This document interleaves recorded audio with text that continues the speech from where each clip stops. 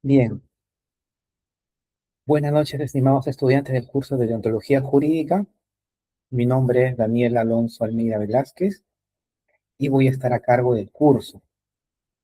Nos encontramos ya casi finalizando la carrera en su materia de estudios y este curso es uno de los que le va a permitir a ustedes tener herramientas para poder llevar a cabo una práctica profesional apegada a la ética.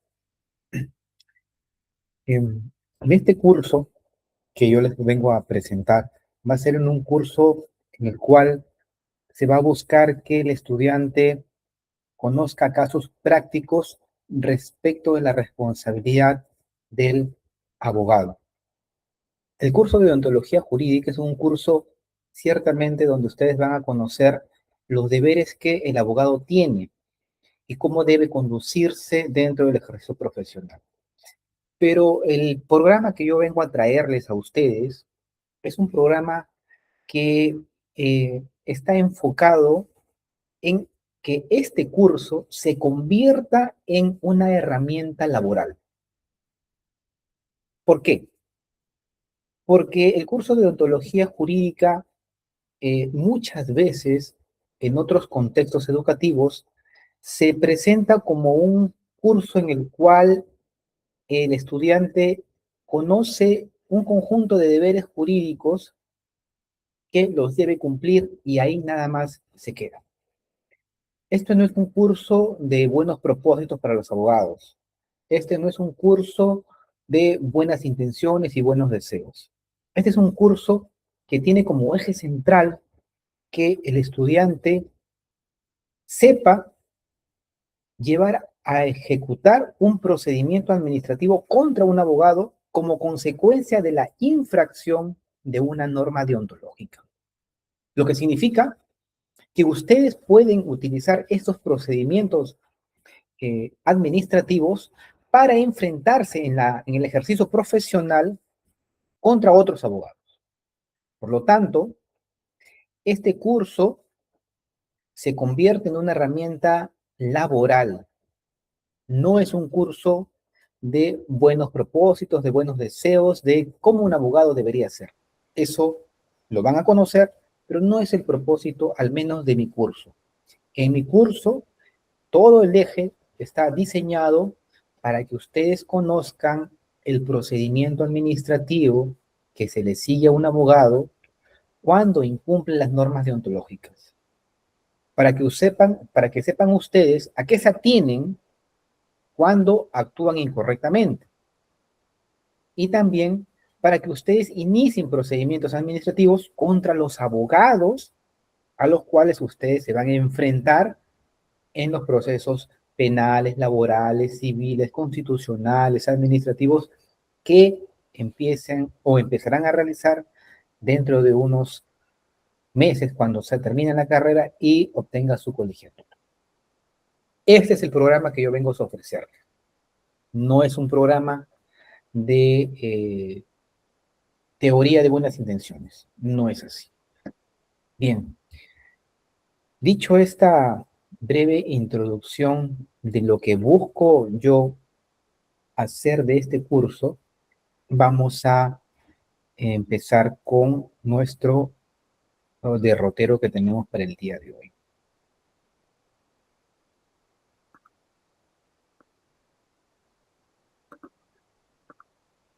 A continuación, vamos a mostrarle el sílabus, la temática que vamos a desarrollar en, esta, en este ciclo.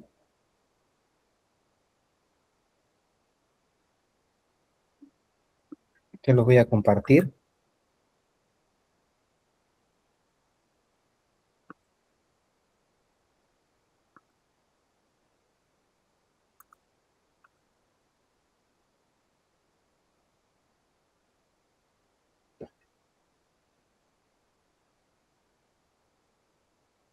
Bien, ahí está el sílabus. Acaba de hacer aquí una observación. El sílabus no se puede descargar del aula virtual, si ustedes lo han podido notar. No se puede descargar. Por ello yo lo he subido al foro de novedades y consultas. Ahí lo pueden encontrar. ¿Está bien? Ya un estudiante me lo hizo saber a través del foro de novedades y consultas y por lo tanto, para que ustedes lo tengan a la mano, yo lo he subido al aula virtual para que lo puedan descargar y ver con detalle. Bien, el sílabus consta de 4 unidades. Cada unidad se compone de 2 semanas. Y en la unidad 1 vamos a conocer lo que es la moral, la ética y su incidencia.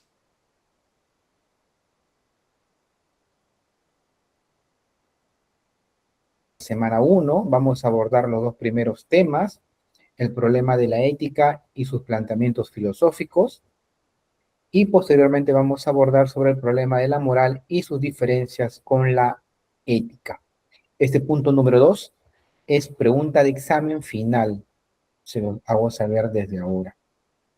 En la semana número 2 vamos a abordar la incidencia de la ética en la creación, interpretación y aplicación de las normas jurídicas y la diferenciación e integración conceptual de la ética, la deontología y el desarrollo profesional. En la semana número 2 es una semana más amplia, de la misma manera, perdón, unidad número 2 es una unidad mucho más amplia, pero igual se integra de 2 semanas. En la semana número 3 vamos a abordar ya los principios del ejercicio de la abogacía. Ya aquí nos estamos introduciendo a conocer las normas que deben guiar el actuar profesional. Normas que en caso las incumplan va a tener consecuencias jurídicas. Vamos a conocer las relaciones entre el abogado y el cliente, los deberes que ustedes tienen frente al cliente y los honorarios profesionales. En la semana número 4 vamos a conocer las relaciones con las autoridades. Cómo ustedes cuando ejercen la profesión van a tener un cúmulo de deberes que los van a poner en práctica cuando se relacionan con las autoridades judiciales, fiscales, órganos administrativos, conciliadores, árbitros. Las relaciones con los colegas, con sus colegas abogados, cuando ustedes litiguen, van a tener frente a usted a otro abogado y terceras personas, por ejemplo, testigos. eh, y al final vamos a abordar la integración de las funciones éticas del abogado para el desarrollo y el análisis de resoluciones. Aquí en la semana número 4 empezamos ya a conocer casos prácticos. Vamos a utilizar el registro de abogados sancionados para conocer de primera mano cómo son los casos que se denuncian y la sanción que reciben los abogados.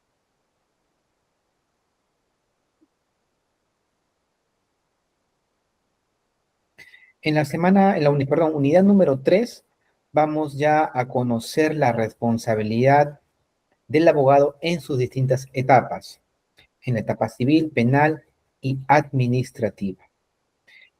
Esta unidad número 3 es el resultado de conocer la unidad número 2. Los deberes que se infringen tienen consecuencias. Vamos a continuar con casos prácticos en esta unidad número 3 sobre cómo hacer una denuncia, el procedimiento que se sigue dentro de un colegio de abogados y la sanción respectiva. También vamos a abordar la responsabilidad civil y la responsabilidad penal. En estos casos, no vamos a ahondar en estos dos tipos de responsabilidades, sobre todo la responsabilidad penal, porque es una consecuencia de los tipos de responsabilidad que ustedes han conocido en su curso de Derecho Penal, pero sí un poco la responsabilidad civil. Y finalmente, en la unidad número 4 vamos a conocer la deontología en determinados contextos judicial, fiscal, arbitral, conciliador, y vamos a continuar con el desarrollo de casos prácticos. Ese es el itinerario que vamos a desarrollar, estimados estudiantes y futuros colegas. Si tienen alguna duda, observación con relación a este programa de enseñanza, me lo hacen saber. No hay ningún inconveniente que ustedes puedan hacer preguntas durante la clase. ¿Hay alguna pregunta al respecto?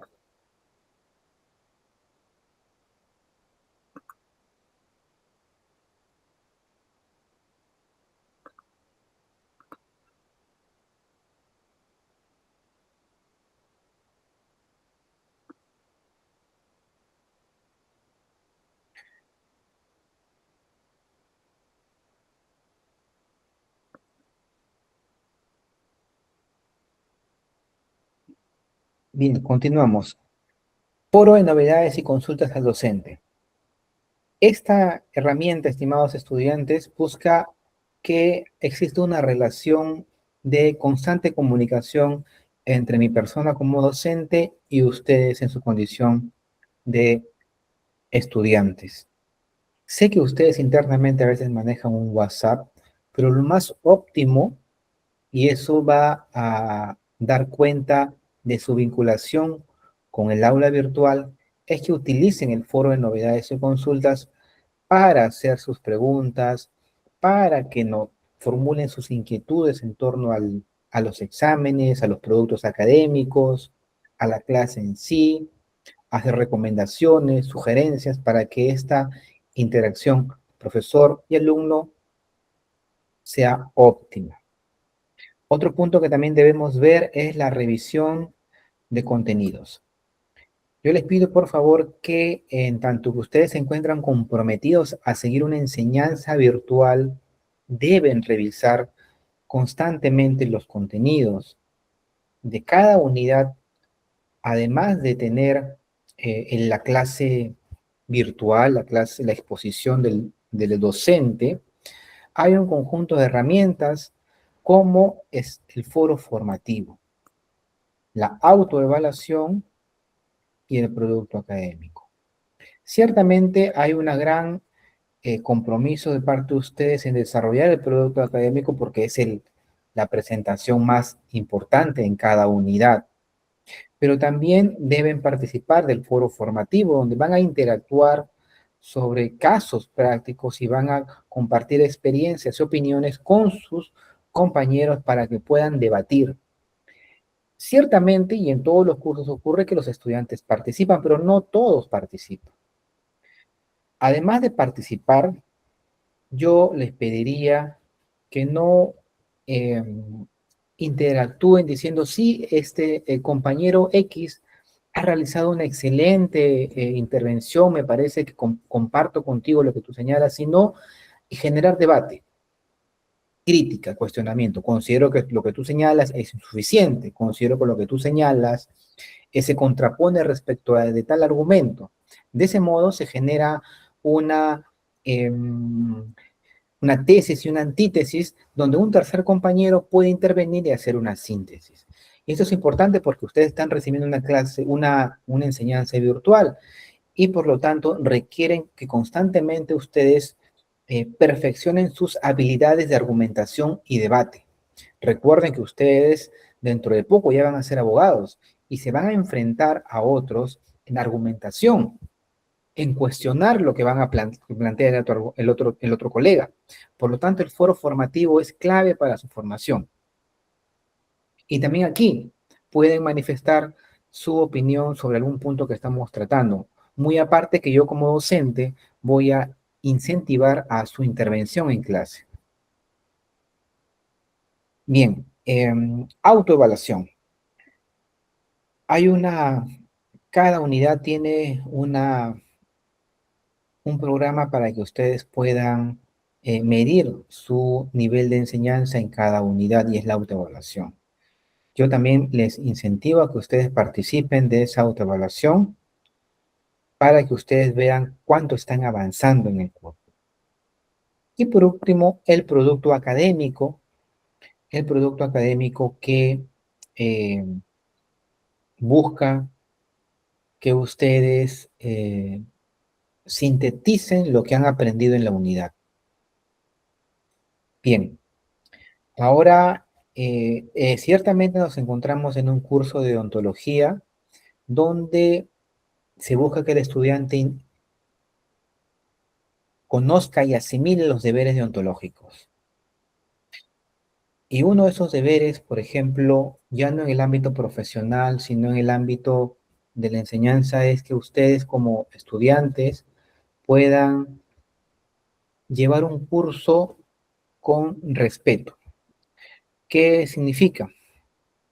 Que ustedes puedan, que ustedes deban realizar una intervención respetuosa. Lo digo esto en relación, por ejemplo, a estar utilizando el chat para estar preguntando o interactuando sobre temas que no van con el aula virtual, ¿no? Con la enseñanza virtual, que es estar discutiendo o preguntando sobre el uso de un WhatsApp. Para eso tienen el foro de novedades y consultas. Eso que están haciendo en estos momentos interrumpe la clase, genera una obstrucción para transmitir ideas y continuar con el programa de la semana número 1. Así que por favor, yo les pido que eh, cumplan los deberes que tienen que cumplir, que es el mantener un cierto respeto al aula, al profesor y a sus compañeros. Bien, si quieren estar discutiendo sobre el WhatsApp, háganlo a través del foro de novedades y consultas o a través de otra vía. Bien, porque nos encontramos justamente en un curso de ontología de deberes. Y ustedes ciertamente no son profesionales, pero tienen deberes como estudiantes. Y por último, hay que señalar normas del desarrollo de los productos académicos, el plagio. El uso de la inteligencia artificial para hacer los trabajos académicos, incluso el foro formativo. Ya existen, yo me doy cuenta, perfectamente cuenta, cuando un estudiante viene utilizando la inteligencia artificial para desarrollar los productos académicos, para hacer el foro formativo, y eso no es ético. Ya se ha detectado incluso exámenes similares, y eso se reporta. Yo espero que en este segundo ciclo no ocurra esos incidentes. Yo les pido, por favor, que sean honestos en su desarrollo académico, porque esa misma honestidad se les va a exigir cuando ustedes ejerzan la labor profesional. Eso es todo hasta aquí. Estoy señalando el sílabus, el sistema de evaluación, no, no olvidaba. El sistema de evaluación consiste en 3 productos académicos y un examen final. En el sílabus se cuenta el peso que cada uno tiene. Se da puntos adicionales cuando se participa en el foro formativo y en la autoevaluación. Hasta aquí, ¿hay alguna pregunta al respecto?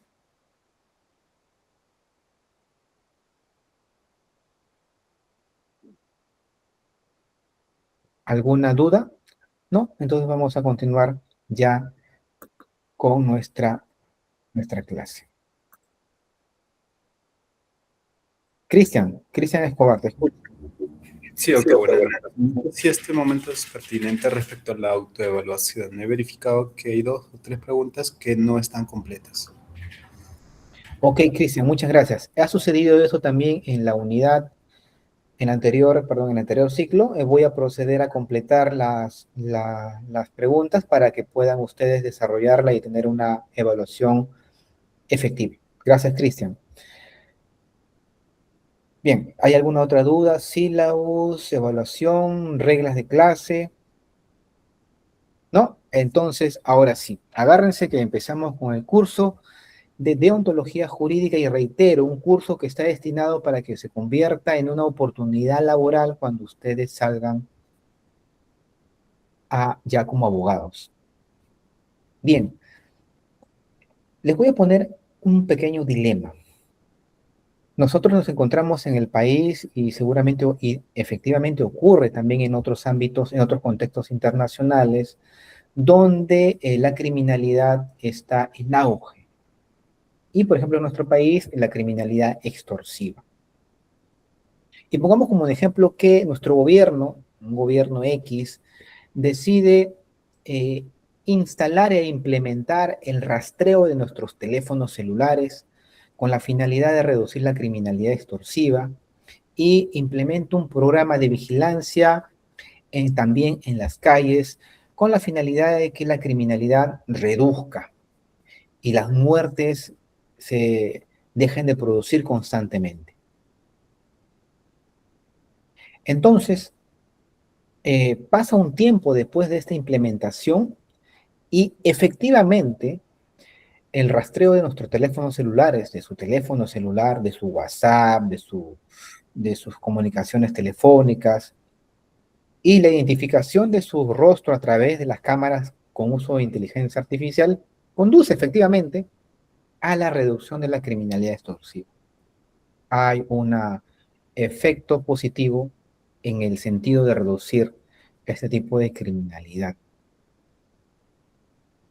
La pregunta que yo les planteo, y ahí solicito su intervención, es, ¿estamos dispuestos, consideramos nosotros que es moralmente correcto que el gobierno rastree nuestros teléfonos celulares, afecte nuestra intimidad con la finalidad de reducir la criminalidad? ¿Estamos dispuestos a ceder nuestros derechos fundamentales con la finalidad de obtener seguridad? ¿Estamos dispuestos a aceptarlo o en realidad nos encontramos en un caso de abierta lesión de nuestros derechos fundamentales? El ejemplo es claro. Existe una realidad de alta criminalidad. Punto dos, existe una medida del gobierno que es la intervención y rastreo de nuestros teléfonos celulares, la utilización de cámaras de rastreo de nuestro rostro con el uso de la inteligencia artificial. Y tres, un efecto, la reducción de esa criminalidad. La pregunta es, y requiero intervenciones, ¿se trata de una lesión de nuestros derechos fundamentales? ¿Qué opinión tienen ustedes al respecto?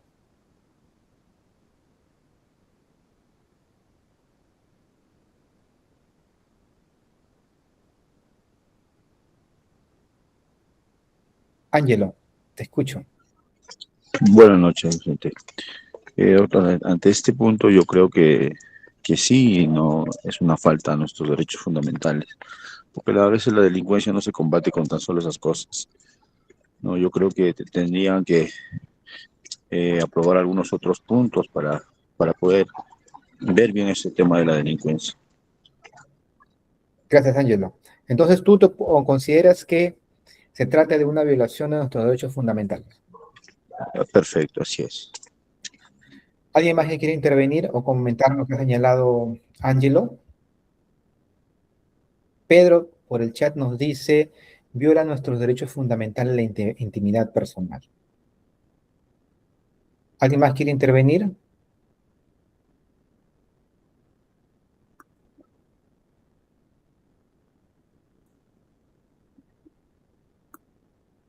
A ver, entonces elegiré a algunas personas que están en el...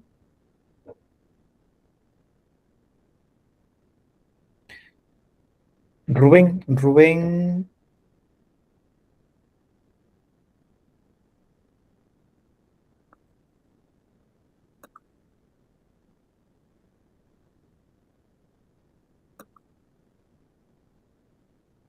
¿me escuchas, Rubén?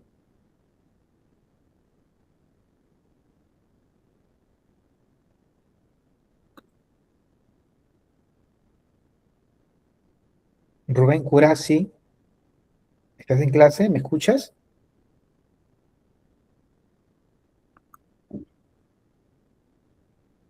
Rubén Curasi, ¿me escuchas? A ver, otra persona. Celestina Feranda. Doctor, buenas noches, presente. Hola, Celestina, ¿qué tal? Quiero escuchar tu opinión sobre el dilema que he planteado. ¿Estamos dispuestos a ceder nuestros derechos fundamentales con la finalidad de obtener seguridad?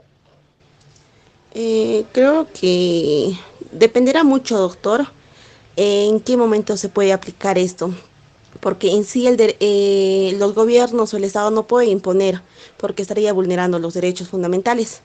Pero hay en casos especiales que viene a hacer lo que son lavado de activos o el cohecho, que en estos delitos especiales, pues sí, como una investigación el fiscal o los jueces están en la capacidad de imponer los rastreos de los teléfonos celulares, pero son delitos específicos también.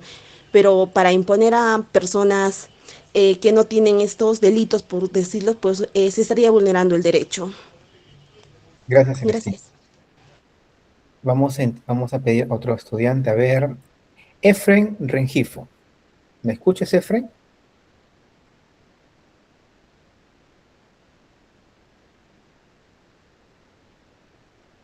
Efren Rengifo, ¿me escuchas? Efren. No está. Elian Sanjuri. Elian Sanjuri. Elian, ¿me escuchas? Tampoco está.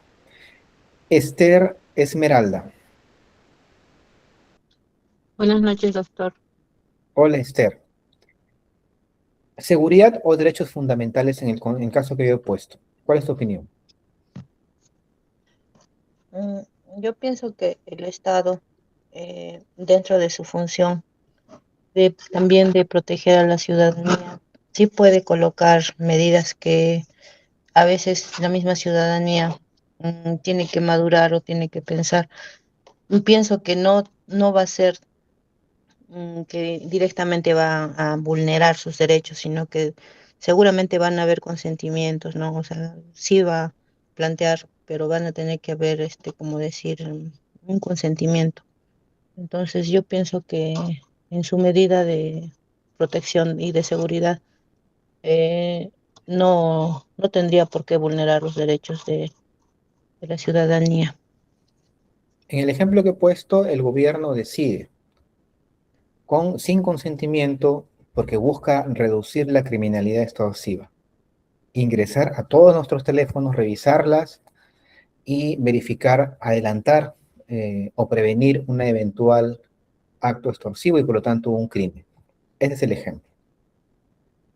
Ya, yo pienso que si lo hace así, sin un consentimiento, va a haber un pronunciamiento de parte también de la Defensoría del Pueblo.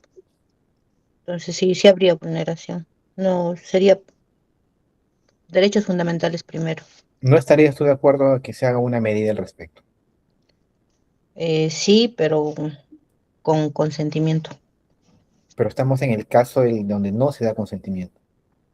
Entonces, no estaría de acuerdo. No estarías de acuerdo. Bien. Entonces, hemos recibido 4 intervenciones en las cuales los estudiantes consideran que la decisión del gobierno de hacer un rastreo de teléfonos celulares, la implementación de cámaras de video en los cuales se registran nuestros rostros a través de la inteligencia artificial, con la finalidad de reducir la criminalidad extorsiva que conduce a muertes, sería una medida que lesiona derechos fundamentales y por lo tanto no sería admisible realizarla.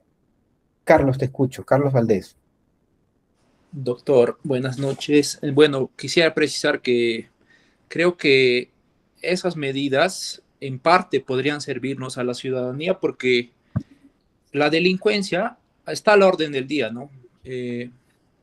Personalmente yo he visto casos donde utilizan, por ejemplo, las cámaras de videovigilancia para imputar a una persona que está siendo investigada por un asesinato o por extorsión, de repente, ¿no? Dejan bombas o artefactos explosivos en los inmuebles, en los negocios, y considero que si eliminaríamos eso también, no se podría tener pruebas para determinar quiénes son los responsables.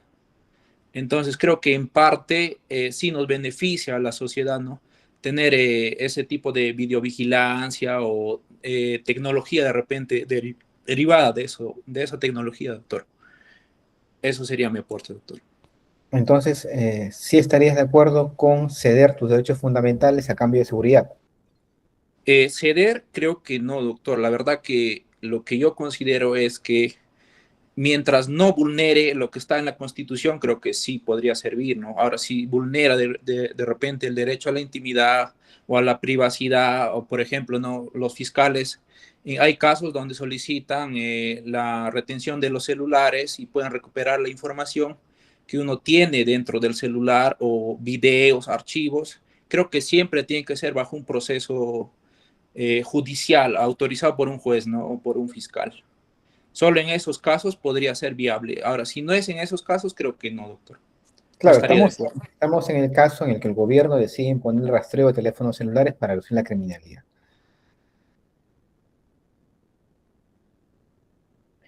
Pedro, te escucho. Con tu intervención avanzamos en el curso.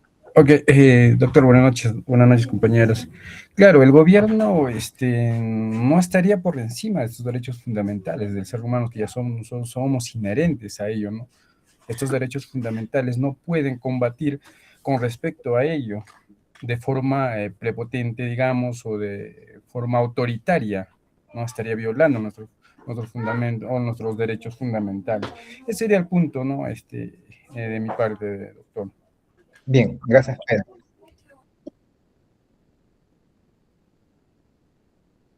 José. Doctor, buenas noches. Sí, con mi punto de vista pienso que el acceso a nuestra información en sí está en contra de la Constitución, del secreto de las comunicaciones, la intimidad personal, pero pienso que esta información podría ser mal utilizada, ¿no? Siempre hay, se filtran, entonces nuestra información podrían filtrar para cometer algunos delitos. Estaría en contra doctor. Gracias, José. Bien. Este ejemplo lo que les he traído a colación sobre si estamos dispuestos a ceder seguridad, perdón, a recibir seguridad cediendo derechos fundamentales, lo vamos ahora a llevar a la parte teórica. Dentro de este ejemplo hay dos posiciones éticas. Una posición ética que señala que hay derechos y deberes que tenemos y no podemos ceder a su lesión aun cuando tengamos consecuencias positivas. La otra opinión moral, el esquema moral consecuencialista, es aquel esquema donde señala que es moralmente correcto aquella acción que conduce a al mayor beneficio social. Si el gobierno, al imponer el rastreo de nuestros teléfonos celulares, de nuestras comunicaciones, de la utilización de las cámaras de videovigilancia con reconocimiento facial, conduce a reducir la criminalidad y a generar un mayor beneficio a la sociedad, esa acción sería moralmente correcta. Entonces aquí tenemos dos esquemas morales que vamos a ver cómo se han teorizado en el desarrollo de la teoría ética. Bien, vamos a continuar. Estimados estudiantes, dicho este esquema, nos encontramos en nuestra unidad 1, semana 1. ¿Qué vamos a abordar hoy día? A partir del ejemplo que hemos destacado, el problema de la ética y sus planteamientos filosóficos. Ese ejemplo que hemos visto nos da cabida a discutir estos dos caminos éticos, la ética deontológica y la ética consecuencialista. Vamos a ver también el problema de la moral y su diferencia con la ética, que es pregunta de examen. El propósito de la semana 1 es que ustedes logren reconocer, identificar e interiorizar los conceptos propios de la deontología y las diferencias con la ética y la moral. Y también ustedes puedan reconocer e identificar los diferentes planteamientos filosóficos relacionados con las figuras que vamos a estudiar, que es el concepto de ética. Bien, vamos a iniciar con nuestro curso. Cuando ustedes en la vida cotidiana utilizan los términos moral y ética, ciertamente lo utilizamos de modo como sinónimos. Nosotros decimos, cuando vemos en la televisión a un político que ha actuado incorrectamente, porque que ocurre a cada rato, decimos, ese político es un político inmoral. También decimos que el actuar del político es contrario a la ética. También decimos en la vida cotidiana, cuando un estudiante actúa conforme a las normas del colegio, por ejemplo, decimos, el estudiante ha realizado o tiene una ética impecable. Pero también cuando encontramos que, por ejemplo, en el ámbito cotidiano de un juego de fútbol un jugador le lesiona al otro jugador mediante un foul, decimos, ese jugador ha actuado de forma inmoral, no es desleal. Como vemos, en los contextos tanto académicos como en los contextos cotidianos, utilizamos la palabra ética y la palabra moral de forma sinónima. ¿Y por qué, estimados estudiantes, ocurre esa situación? Porque la palabra ética y la palabra moral, en el contexto donde surgieron, se refieren a lo mismo. La palabra ética proviene del griego ethos, que significa hábito, carácter, costumbre. El modo de actuar de una persona. En el caso de la moral deriva del latín mores y también es interpretado como costumbres, nuestro modo de vida, nuestro carácter, nuestro quehacer. Ahora bien, etimológicamente la palabra moral y ética tienen un mismo significado, se refieren a lo mismo. Modo de ser, carácter, modo de proceder y forma de actuar. ¿Por qué? Porque el término mores, por ejemplo, no es otra cosa que la traducción romana, perdón, la traducción del latín del ethos griego. Entonces, en la antigüedad, ethos y mores se referían a lo mismo, a las costumbres, a nuestro modo de ser, a nuestro hábito, a nuestro carácter. Y esa sinonimia se ha trasladado hasta la actualidad.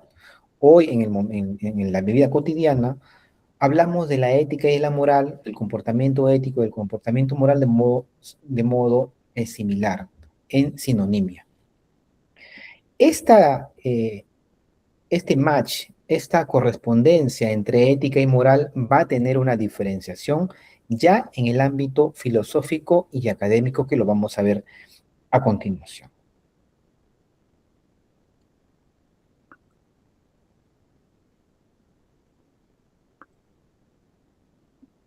Denme un minuto, voy a conectar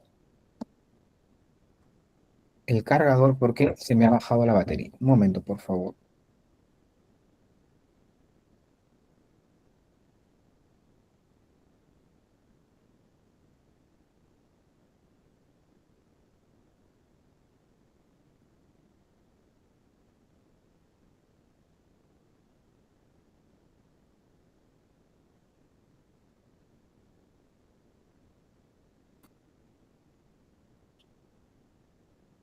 Ahora sí.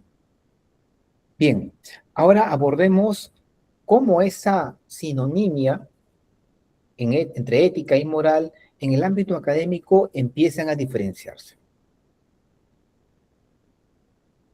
La filosofía, estimados estudiantes, es una reflexión crítica de la vida.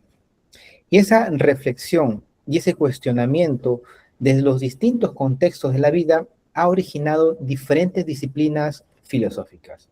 Por ejemplo, cuando el filósofo o el pensador empieza a preguntarse sobre el ser de las cosas, está desarrollando la disciplina filosófica de la ontología. Cuando la reflexión filosófica recae sobre el conocimiento, sobre la posibilidad de conocer, está desarrollando la disciplina filosófica de la gnoseología. Cuando el filósofo empieza a cuestionarse sobre los valores, cuando el filósofo empieza a preguntar si es posible conocerlos o acceder a los valores, está desarrollando la axiología. Cuando el pensador crítico empieza a analizar las reglas del conocimiento, las reglas de la argumentación, empieza a hacer lógica. Pero cuando el filósofo, cuando el pensador empieza a reflexionar y a cuestionar sobre el comportamiento moral de las personas, sobre el comportamiento ético de las personas, empieza a ser ética o también filosofía moral. Entonces, en el ámbito académico, estimados estudiantes, y científico, vamos a reservar la palabra ética. La palabra ética va a ser reservada ya no para referirnos al actuar de la persona, sino nos vamos a referir a ella como la disciplina. Así como la ontología, la nociología, la axiología y la lógica, vamos a tener una disciplina, no un comportamiento, sino la disciplina ética, que va a tener como objeto de estudio al comportamiento moral, a la moral. Va a preguntarse qué es aquello que la persona debe hacer para ser considerado moralmente correcto. Pero también la podemos conocer con otro nombre, pregunta de examen, como filosofía moral. Ética o filosofía moral, las dos se refieren a la disciplina filosófica.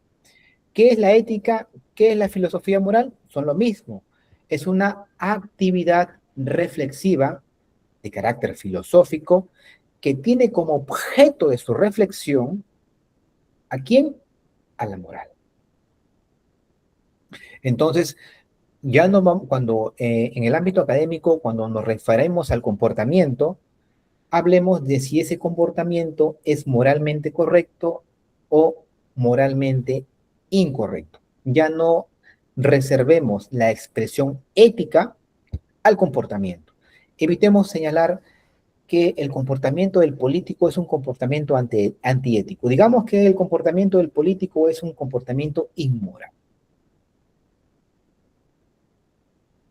Ahora, si ya sabemos qué es la ética, qué es la filosofía moral, es la actividad reflexiva de carácter filosófico, crítica, respecto de un objeto de estudio, que es la moral, ahora entonces empecemos un poquito bueno, no un poquito, no, sino definamos y tengamos claro entonces qué es ese objeto de estudio, qué es la moral.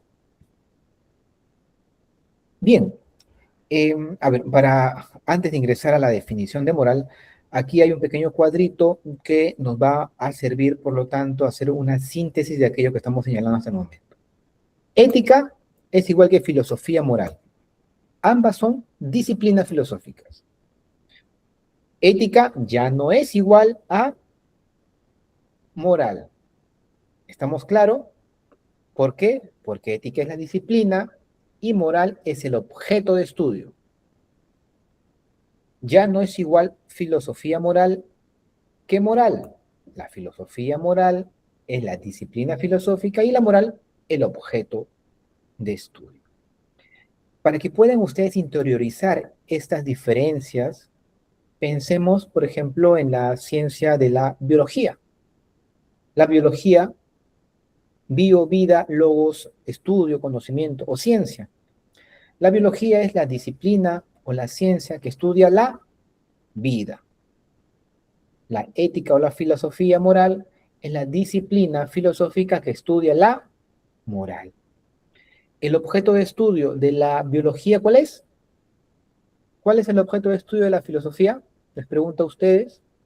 Perdón, ¿cuál es el objeto de estudio de la biología? La vida.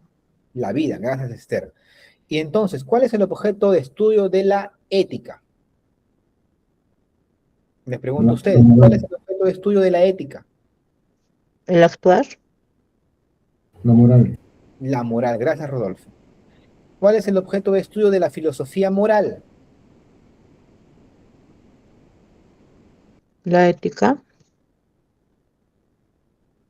No, no Esther. José tampoco, la ética tampoco. ¿Qué pasó? ¿Qué pasó? ¿Qué pasó? A ver. Muchos errores aquí. Nuevamente, la filosofía es una reflexión crítica de nuestro mundo. Cuando la filosofía empieza a reflexionar sobre determinados ámbitos de la vida, surge una disciplina. Cuando el filósofo empieza a reflexionar sobre el ser, surge la ontología, un ámbito del mundo. Cuando empieza a reflexionar sobre el conocimiento, sobre si podemos conocer el hombre, surge la disciplina de la gnoseología. Cuando el filósofo empieza a reflexionar sobre los valores, surge la axiología. Cuando el filósofo empieza a reflexionar sobre la lógica, sobre las reglas de la argumentación, surge la lógica. Cuando el filósofo empieza a reflexionar sobre la moral, surge la ética. La ética es una disciplina. También la podemos llamar como filosofía moral. Entonces, estimados estudiantes, la moral es el objeto de estudio. ¿Está claro, Esther?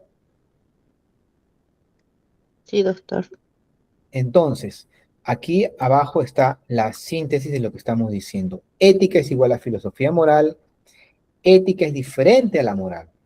La moral se refiere al actuar, al comportamiento, y es el objeto de estudio de la ética o la filosofía moral.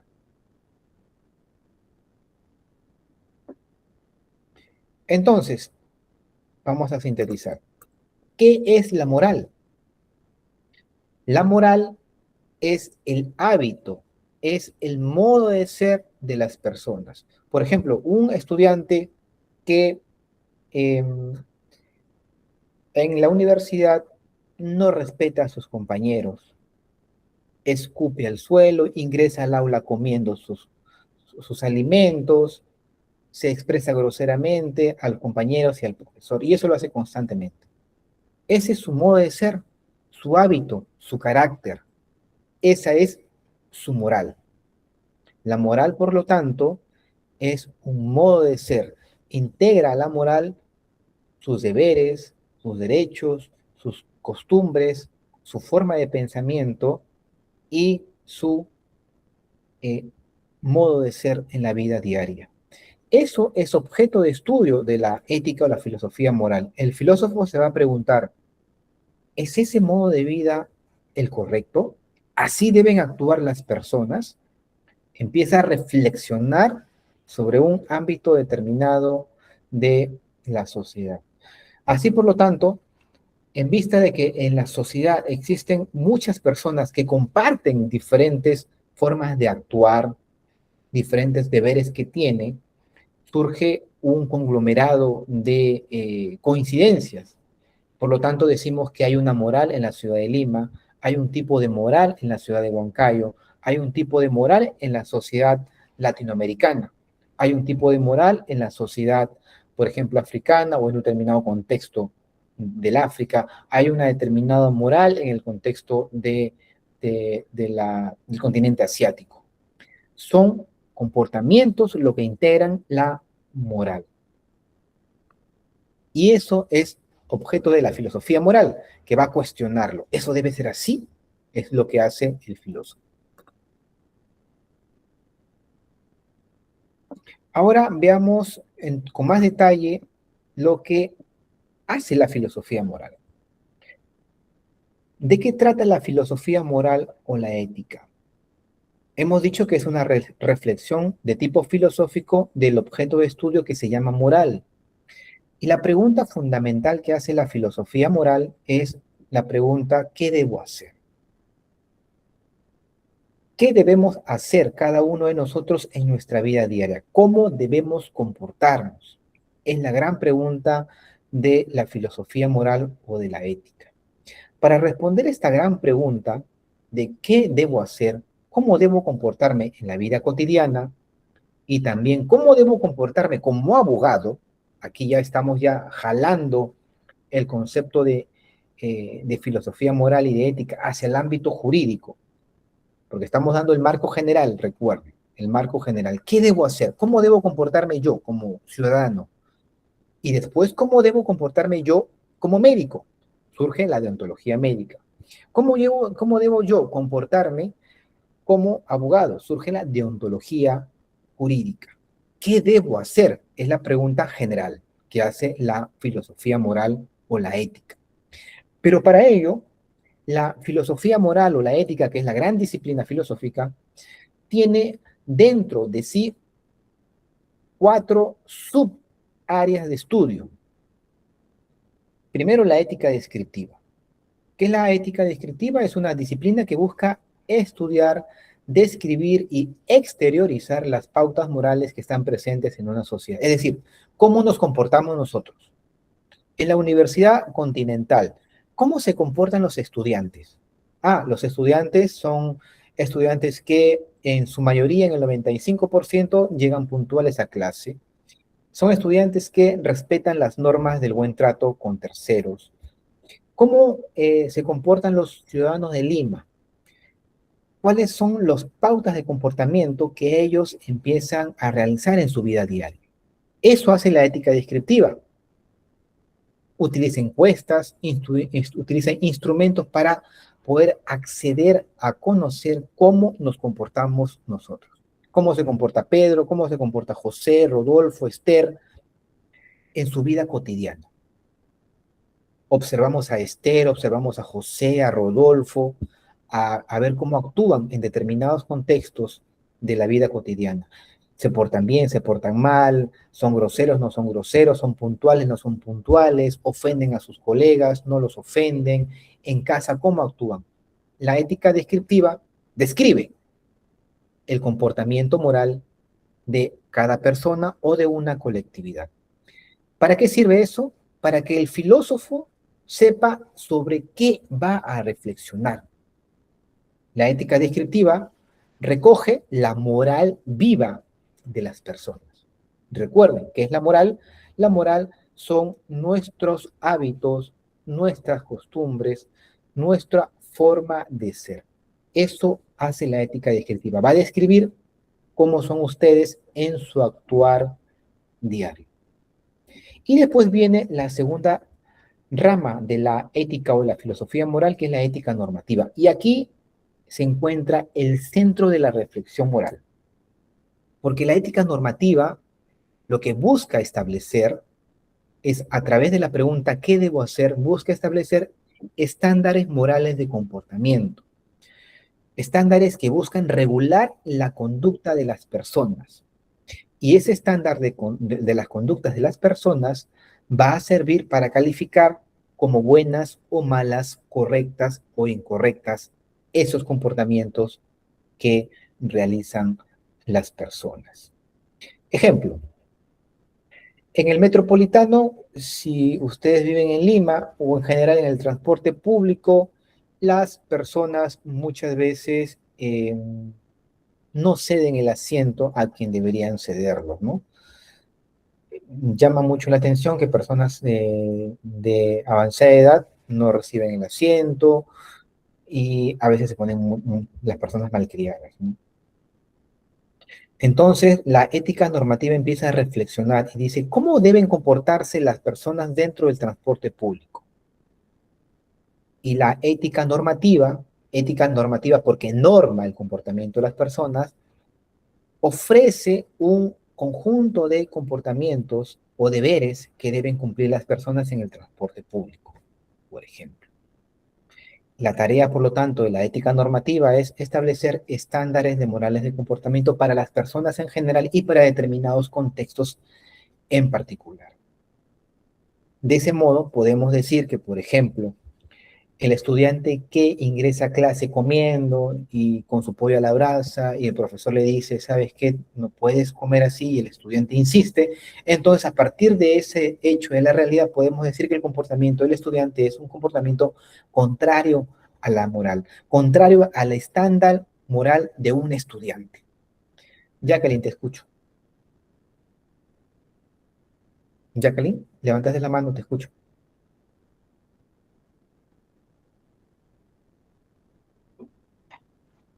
Docente, buenas noches. Compañero, buenas noches. Una consulta. ¿Cómo se conecta la idiosincrasia con la moral? La idiosincrasia, entiendo, ¿a qué te refieres con idiosincrasia? Porque yo puedo estar pensando otra cosa. La idiosincrasia de una determinada región, por decir, ¿no? O cada región tiene una propia idiosincrasia. Entonces, en ese contexto, ¿cómo se conectaría con la moral? Como manifesté, la ética descriptiva busca establecer cuál es el modo de comportamiento de las personas, por ejemplo, aquí en Lima, en Huancayo, en Tacna o en cualquier otra parte del mundo, ¿no? Y ciertamente lo que tú señalas como idiosincrasia, podemos decirla como una visión que puede tener un colectivo. Y precisamente esa visión que tiene el colectivo es lo que refleja su moral, ¿no?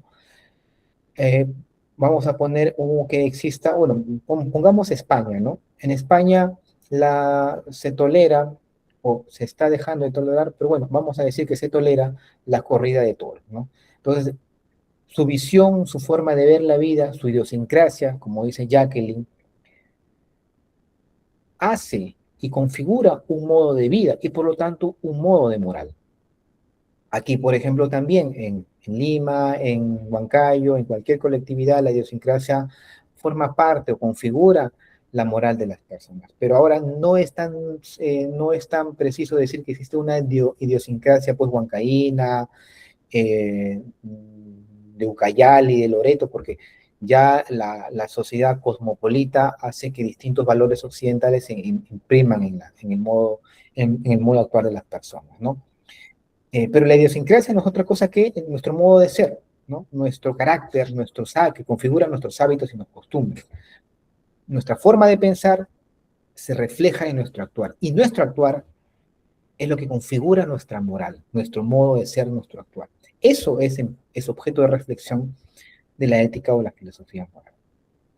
Continuemos. Metaética. La metaética es una subdisciplina de la filosofía moral que se encarga de cuestionar a la ética normativa. Es una rama mucho más especializada que no lo voy a tocar aquí. Y después viene la ética aplicada. En la ética aplicada hay dos ámbitos de la ética aplicada. Primero, la ética aplicada empieza, como su propio nombre lo dice, a aplicar lo que hemos logrado en la ética normativa. Recuerden que en la ética normativa lo que buscamos es establecer estándares morales de comportamiento general para la colectividad. Ahora, esos estándares morales de comportamiento que hemos logrado determinar, apliquémoslos a determinados problemas cruciales en la sociedad. Por ejemplo, la guerra. El tema de la invasión o la guerra Estados Unidos e Irán. ¿Está justificada la guerra en ese contexto? ¿Es moralmente correcto que Estados Unidos haya intervenido en Irán? Otro tema, el aborto.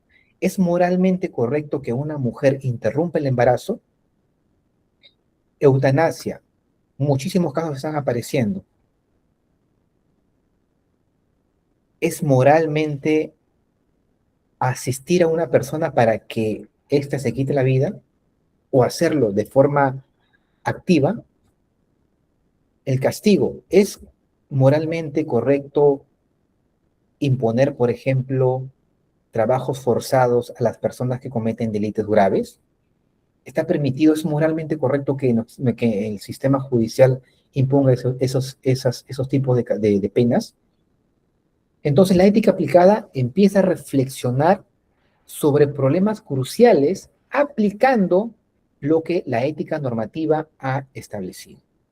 La ética normativa establece el estándar moral de comportamiento, así te debes comportar, y lo aplica a determinados contextos cruciales: guerra, aborto, eutanasia, castigo, maltrato a los animales también, o derecho de los animales. El otro ámbito de la ética aplicada es cuando aplicas esos estándares morales de comportamiento al ámbito profesional. Y aquí llegamos a lo que nos importa. Cuando aplicamos los estándares morales de comportamiento a cómo se debe comportar un médico, surge la ética profesional o la deontología médica. Cuando aplicamos la ética normativa a cómo se debe comportar un abogado, surge la ética profesional o la deontología jurídica. Cuando aplicamos los estándares morales de comportamiento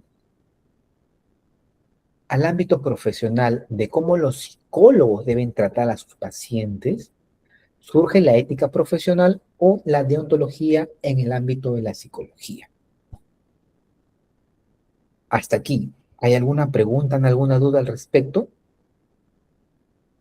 ¿Se logró comprender la relación entre ética normativa, ética descriptiva, normativa y ética aplicada?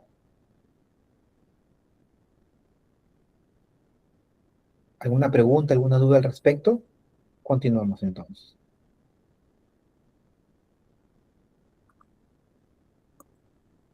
La ética, vamos a profundizar un poco sobre la ética normativa. Entonces, estimados estudiantes, la ética normativa lo que busca articular son esos hábitos que debemos seguir y que los consideramos como buenos, útiles, correctos y moralmente aceptables. Esta ética normativa tiene dos líneas de desarrollo. Las éticas teleológicas, como la etimología lo señala, la expresión telos se refiere a finalidad, a fin. La ética teleológica considera que existe una finalidad y que la moralidad de las conductas se mide en función a ese fin. La ética normativa, por ejemplo, nos dice que debemos buscar la felicidad. Ese es el fin, ese es el norte al cual debemos llevar. Por lo tanto, si nosotros realizamos comportamientos que no nos permitan alcanzar ese fin, que es la finalidad, esos comportamientos serán moralmente incorrectos, serán comportamientos malos. Pero si realizamos comportamientos que nos permitan alcanzar la felicidad, nos permitan llegar a ese fin, diremos que esos comportamientos son moralmente buenos o moralmente útiles. Haciendo un esquema lógico, X es bueno, respetar a las personas es bueno, si me acerca al fin de ser feliz. X es malo si me aleja del fin. Si yo mato a las personas y eso me conduce a la infelicidad y no me acerca al fin, puedo calificar a ese actuar X como malo. Y también tenemos las éticas deontológicas que tienen preponderancia en el deber que todo ciudadano debe realizar.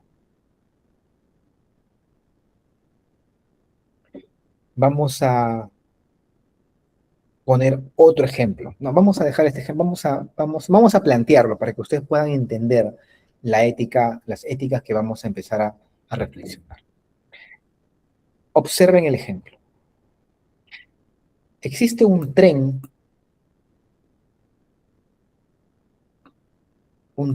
que está yendo a toda velocidad, y no hay forma de que se pueda controlar el desvío. Pero de casualidad, ustedes pónganse en el ejemplo. Ustedes logran acercarse al control del riel y ustedes observan que efectivamente viene un tren a toda velocidad y también observan que en el tren hay un desvío donde hay una persona que está atada. Ustedes perciben lo que ocurre y dicen, si yo no hago nada, el tren avanza a toda velocidad y mata a 5 personas. Si ustedes no hacen nada, si no activan el mecanismo de desvío. Pero si ustedes se dan cuenta de que activando el mecanismo de desvío, pueden hacer que el tren que va a toda velocidad se desvíe y mate a una persona. ¿Qué debemos hacer? La pregunta filosófica. ¿Qué debo hacer? Es la pregunta filosófica por excelencia en el ámbito de la ética o la filosofía moral. Aquí es lo que vamos a empezar a reflexionar. ¿Qué es lo que debo hacer?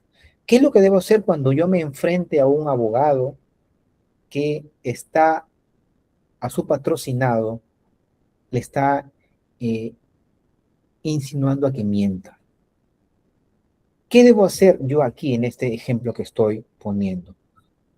¿Debería yo no hacer nada y dejar que el tren mate a estas 5 personas? ¿O debería yo activar la palanca, hacer una acción y hacer que con mi voluntad y con mi acción el tren se desvíe y mate solo a una? O una persona muere o 5 personas mueren. ¿Qué debo hacer en este caso, estimados estudiantes? Es la pregunta de la filosofía moral o la ética. Avancemos, después le vamos a responder. Entonces vamos a hacer muy rápido porque se nos va el tiempo, las éticas teleológicas. Las éticas teleológicas, como su nombre lo señala, son éticas que buscan una finalidad. Y una de las éticas es la ética del filósofo Aristóteles. Aristóteles hace ética normativa. Recuerden que la ética normativa busca establecer estándares morales de comportamiento. Y uno de los estándares morales de comportamiento históricos y muy ampliamente conocidos en la filosofía es la ética de la virtud de Aristóteles, donde él señalaba que todos los hombres queremos ser felices. No hay ningún hombre que no quiera ser feliz. Y Aristóteles entonces se cuestionaba, ¿cómo llego a la felicidad? Y Aristóteles señalaba que el ser humano va a lograr la felicidad, porque para Aristóteles la felicidad no es un estado de estar feliz, no, sino es un resultado. Al final de tu vida, tú podrás decir que has realizado una vida feliz. Pero cuando eres feliz o cuando te vas a aproximar a llegar a ese fin de la felicidad, es cuando tú realizas una vida virtuosa. Cuando realizas el arete griego, ¿no? Que es la excelencia. Si el ser humano empieza a realizar esa actividad virtuosa, que forma parte del arma racional en el esquema filosófico de Aristóteles, vas a aproximarte a la felicidad y vas a tener una vida virtuosa. Aristóteles consideraba que para poder tú desarrollar el arete, la virtud, la excelencia, debías de tener una capacidad racional que se llama la prudencia. ¿Y qué es la prudencia? Un proceso racional mediante el cual el hombre empieza a buscar el término medio entre los extremos. Por ejemplo, una persona que es temeraria, ¿no? Que hace las cosas sin pensarlo y se lanza a hacerlas. Un extremo. Y el otro extremo es el miedoso, ¿no? El que no hace nada, el que se queda quieto. Aristóteles decía que ser virtuoso implica analizar los extremos y buscar el término medio. ¿Cuál es el término medio entre el temerario, el actuar temerario y el miedoso? Aristóteles decía que era el valiente. El valiente no se queda con miedo, no se queda parado sin hacer nada, sino que actúa, pero actúa tomando en cuenta las consecuencias, las posibilidades del actuar. Entonces, Aristóteles consideraba que la valentía era un actuar virtuoso, era alcanzar la excelencia en un determinado contexto. Y siendo virtuoso, te acercabas a ser un hombre feliz. Otra ética teleológica, por ejemplo, es la ética de Epicuro, donde Epicuro también decía que el fin de la vida es la felicidad. Todos quieren ser felices, pero la concepción de Epicuro de Samos, de que la felicidad no se encuentra vinculado al arete griego, sino a alcanzar el máximo placer. Pero claramente aquí Epicuro de Samos no está haciendo referencia al placer, por ejemplo, carnal, al placer sexual, no. Lo que él entendía como placer eran los placeres que hacen que el ser humano logre lo que él entiende como aponía. Es decir, que el cuerpo no sufra, es decir, estar alejado de la enfermedad. Cuando el ser humano logra la aponía, no estar vinculado a enfermedades, a dolores corporales, y también a la ataraxia, a la tranquilidad del alma, al pensamiento, al aspecto psicológico, él considera que el ser humano ha alcanzado el máximo placer. Si, nuevamente, si el actuar de las personas se encuentran ligados a tener un alma turbada, ese actuar es inmoral, porque no me acerca al fin, a la ataraxia, a lograr una tranquilidad del alma.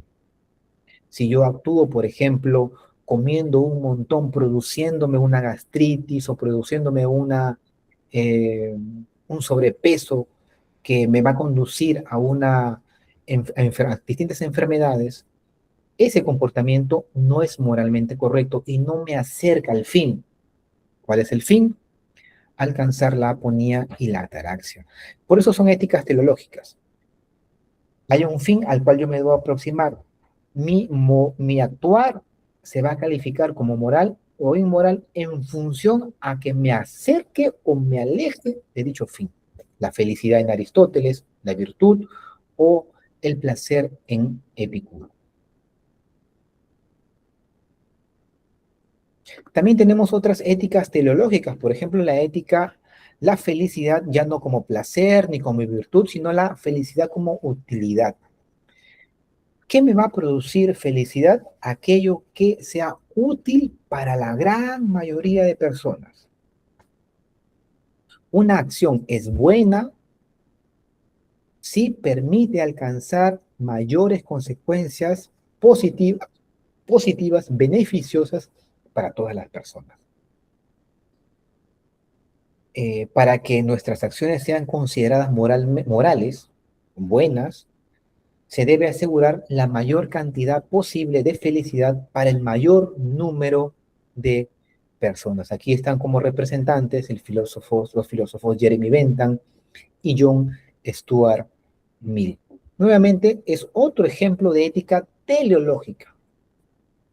Si el fin es producir mayor beneficio social a mayor número de personas, el comportamiento es moralmente correcto.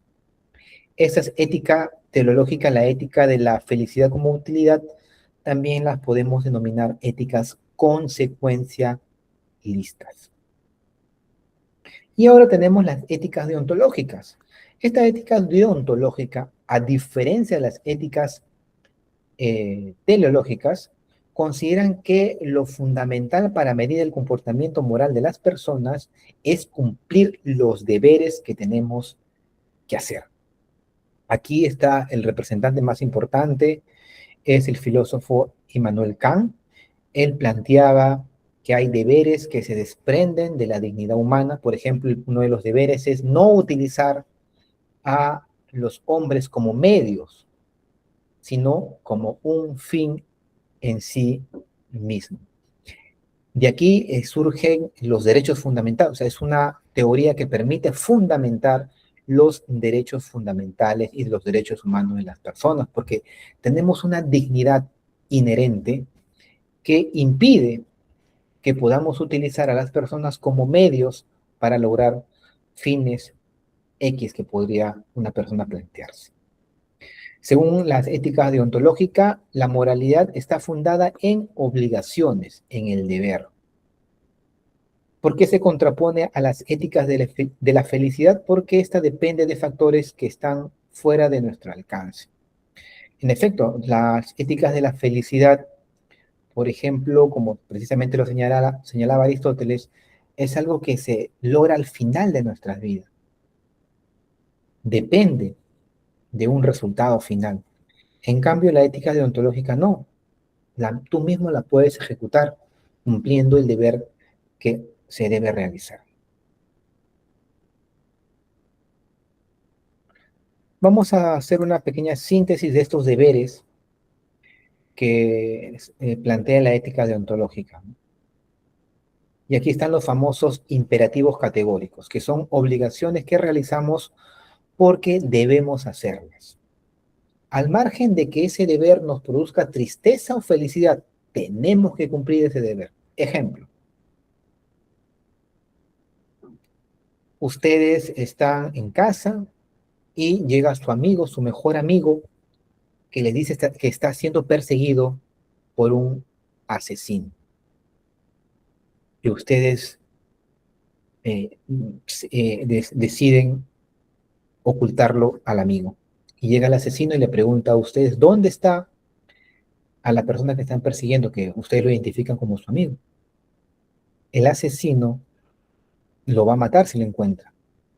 La ética deontológica dice que tú tienes que cumplir el deber de decir la verdad, aun cuando te conduzca a consecuencias negativas. Son éticas, por supuesto, rígidas, que te conducen incluso a tristezas, a padecimientos, pero que has cumplido tú el deber general. Una de la formulación universal de esta ética deontológica es la siguiente: óbrese de tal manera que la máxima de tu conciencia pueda valer siempre con una ley universal. En otras palabras, no hacer aquello que no quiero que nos hagan a nosotros mismos. Entonces, estimados estudiantes, tenemos dos vertientes de éticas normativas: las éticas teleológicas y las éticas deontológicas. Vamos a sintetizarlas en este ejemplo que tenemos aquí. Aquí están las dos éticas: las éticas deontológicas y la ética teleológica en su versión utilitaria o en su versión consecuencialista.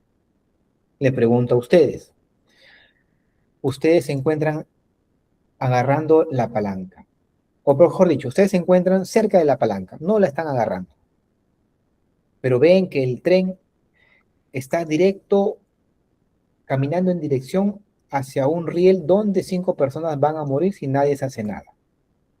Pero si ustedes se dan cuenta que si accionan, hacen una acción de activar la palanca, hacen que el riel se desvíe, pero se dan cuenta que desviándolas matarán a una sola persona. La pregunta a ustedes, para poder desprender los tipos de ética que hay aquí: ¿accionan la palanca o no hacen nada? Les pregunto a ustedes. A ver, voy a elegir personas que no las he llamado antes. A ver, Valerie Ramírez. Valerie Ramírez. Valerie. Sí, doctor, buenas noches. ¿Qué tal, Valerie? En el ejemplo, ¿qué es lo que tú harías? No harías nada, lo que significa que el tren mataría a 5 personas, o accionarías la palanca, harías una acción que haría que el tren se desvíe y mate a una persona. ¿Qué harías? ¿No harías nada o accionarías la palanca?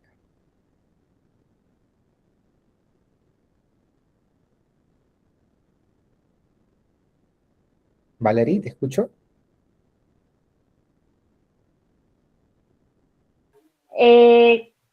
Accionaría la palanca, doctor. ¿Por qué?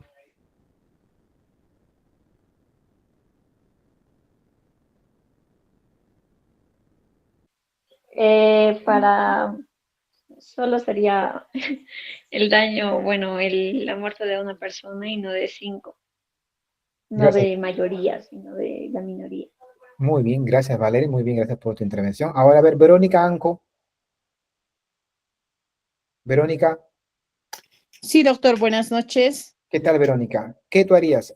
¿No harías nada y dejarías que el tren mate a 5 personas, o accionarías la palanca, lo que haría que una persona muera producto del tren? ¿Qué harías? Doctor, sería cuestión de pensar, ¿no? Pero en este caso, si tengo solamente esas dos opciones y no hay otra opción, entonces accionaría, ¿no? La palanca para que una persona pueda, ¿no? Ser víctima, ¿no? En lugar de varias personas. Pero si no habría otra opción, ¿no? Si tengo esas dos opciones nomás. En efecto, solamente tiene esas dos opciones. Gracias, Valerie. Perdón, Verónica. Ahora un chico, a ver, Rodolfo Javier. Rodolfo Sí, en mi caso también, o sea, por el bien común, o sea, sería accionar la palanca, ¿no? Accionar la palanca, por el bien común. Gracias, Rodolfo. Y A ver, uno más. Otro chico. A ver. Julio. José y Julio. José Reinaldo. Doctor, no haría yo nada en este caso. Para no sentirme culpable, dejaría que siga el curso que está. Gracias, Reinaldo. Perdón, José Reinaldo, sí. Entonces tenemos tres estudiantes que han dicho que accionarían la palanca para que los resultados catastróficos sean menores. Y José Carlos ha dicho que no haría nada para no sentirse mal. Y Carlos, a ver, te escucho, Carlos. Bueno, doctor, creo que depende de cada contexto, ¿no? Por ejemplo, Ese es el contexto, el contexto es el que es presentado, no otro contexto. El contexto es el que está ahí en la pantalla y te he explicado. ya en ese contexto, doctor, creo que se buscaría evitar el mal menor, digamos, ¿no? Pero yo a veces me pregunto y digo, ¿no? ¿Y qué pasaría si esa persona, que esa persona individual sería tu familiar, ¿no? En ese caso, creo que cualquier persona decidiría salvar a su familiar por encima de las otras 5 personas. O sea, creo que a veces depende Ya. del contexto individual, ¿no? Ya, por eso, yo no he puesto situaciones especiales de que es un familiar o no. En ese contexto que yo le he puesto. No conocen a ninguna persona, solamente ven que hay 5 y en el otro 1. ¿Accionas la palanca o te quedas o no haces nada? Sí accionaría la palanca, doctor, porque... Bien. Sí. Uh-huh. ¿Por qué? Porque falta el por qué. Porque se evitaría que más familias sean afectadas, ¿no? O sea, más daño de repente, en ese caso, ¿no? Si muere solo una persona de repente sería un mal menor. Claro, eso sería lo que yo considero, doctor. Y si mueren más personas, pues más familias, habría más inseguridad económica de repente, ¿no? Y eso es lo que se evitaría. Uh-huh. Gracias. Entonces, excepto una persona, todas las personas han respondido en función a una ética, a la ética teleológica de tipo consecuencialista, donde consideran moralmente correcto, donde se considera que es moralmente correcto aquella acción que conduce a un mayor beneficio y reduzca el perjuicio social. Y casi todos han respondido de la misma manera. Han respondido como la ética utilitarista, consecuencialista, de que considera que la felicidad es la máxima utilidad posible para el mayor número de personas, reduciendo un perjuicio social. Excepto José, que ha dicho que no lo haría porque se sentiría mal. Pero si ustedes trasladan este tipo de ética al ejemplo que pusimos al comienzo, donde permitimos que el gobierno acceda a nuestros sistemas telefónicos, a nuestra intimidad, estarían utilizando la misma lógica que justificaría ese tipo de intervención. Está justificado que afecte mi intimidad con la finalidad de lograr un mayor beneficio social, que es la reducción de la criminalidad. Quien hubiese respondido y hubiese dicho, no, yo actúo conforme al deber, yo no puedo accionar la palanca, porque si yo acciono la palanca, estoy conduciendo a que una persona muera. O sea, va a ser mi comportamiento, mi acción la que va a producir la muerte de una de las personas. Y mi deber es no matar. Mi deber es no matar tanto o a 1 o a 5. Independientemente del resultado, mi deber es el no matar. Por lo tanto, aun cuando el resultado es más socialmente más devastador, que mueran 5, 6, 7 personas, mi deber fue el no matar y yo no puedo accionar la palanca. Este ejemplo precisamente nos permite ilustrar, estimados estudiantes, los tipos de ética que hay a nivel de la reflexión filosófica. Vamos a hacer aquí un pequeño feedback de lo que hemos hecho en la clase del día de hoy. Espero que les haya agradado. Entonces, estimados estudiantes, cuando empezamos a reflexionar sobre el actuar moral de las personas y empecemos a reflexionar sobre la moral, vamos a empezar a hacer un tipo de disciplina, que es la disciplina ética o la disciplina llamada filosofía moral. Y aquí lo que buscamos es establecer estándares morales de comportamiento general. Después, esos estándares morales de comportamiento general los vamos a llevar a los ámbitos de la ética aplicada. Y recuerden que en la ética aplicada hay dos ámbitos: los problemas acuciantes y la ética profesional o deontológica.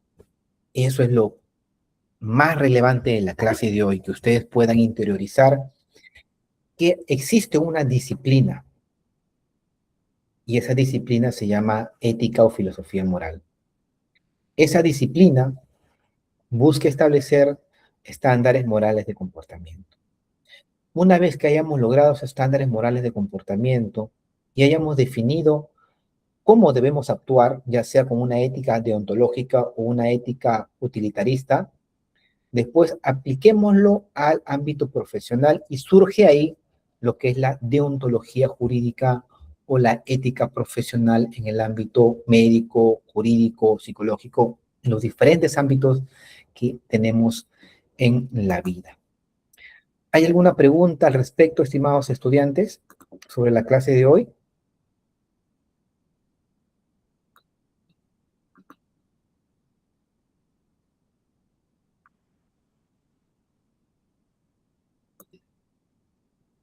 ¿Alguna pregunta? Doctor, ¿algún texto en particular que nos ayude de manera básica a entender los conceptos más, un poco más Voy a dejar, explicados? sí, se va a dejar las diapositivas, se van a subir, pero también voy a, en el foro de novedades y consultas, les voy a dejar también unos videitos pequeños para que ustedes puedan también repasar sobre estos esquemas de ética que les he señalado hoy día. ¿Está bien? Conforme, doctor, gracias. ¿Alguna otra pregunta al respecto? ¿Sobre el curso, sobre el tema? Doctor, ¿qué tal? Sobre el curso, el tema de las evaluaciones, este domingo que viene sería la unidad 1. ¿Eso va a ser en contexto de un trabajo para presentar individual y cuándo va a ser grupal? Y ese detalle creo que se olvidó explicar en la clase. ¿Sobre el producto académico 1? Correcto. Todas las instrucciones están en el aula virtual. ¿Hay alguna duda al respecto? No entiendo. ¿Cuál es la duda? ¿Has revisado el aula virtual? ¿Has ingresado al producto académico 1? ¿O no has ingresado? Estoy yendo paso por paso, estoy con la evaluación de entrada y todo ese tema. Ya. Preguntaba si es que este trabajo, este domingo, va a ser el trabajo que vence, ¿verdad? Es un trabajo, supongo debe ser individual. Sí, en la descripción del aula virtual, ingresando al producto académico, ahí están todos los datos sobre lo que se va a realizar y también la fecha final de presentación. Eventualmente, no creo que haya estudiantes que se matriculen extemporáneamente. Eso puede hacer que se amplíe el plazo de presentación, pero hasta el momento no nos han comunicado nada, así que el plazo es conforme está en el aula virtual, en el producto académico número Doctor, 1. ¿el trabajo no es para el mes de junio? A ver, ¿Han ingresado al producto académico 1? Vamos, aquí está. El 31 de mayo vence.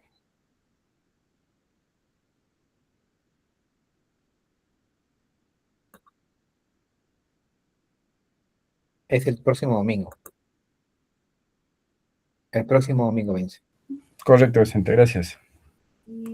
Bien, y para finalizar, ya estamos ciertamente fuera de la hora, pero quería agregar algo sobre la labor humanista del abogado. Ustedes como abogados deben interiorizar una labor humanista de ayuda, de ofrecer el mejor servicio a su cliente y a la sociedad. La próxima clase vamos a ver cómo estos deberes de la labor humanista del abogado se cohesionan en el código deontológico que nosotros tenemos, que es el código de ética del abogado. Bien, eso ya lo vamos a ver en la próxima clase. Y bueno, espero que les haya agradado la clase de hoy día. Y por lo tanto nos estaremos viendo la siguiente semana. Si no hay otra cosa que hacer, me despido. Que tengan buenas noches. ¿Todo ok? No me dicen nada. ¿Nos quedamos? ¿Quieren continuar? Buenas noches, doctor. Buenas noches, doctor. Bien. Gracias, doctor. Buenas noches. Buenas noches. Buenas noches, doctor.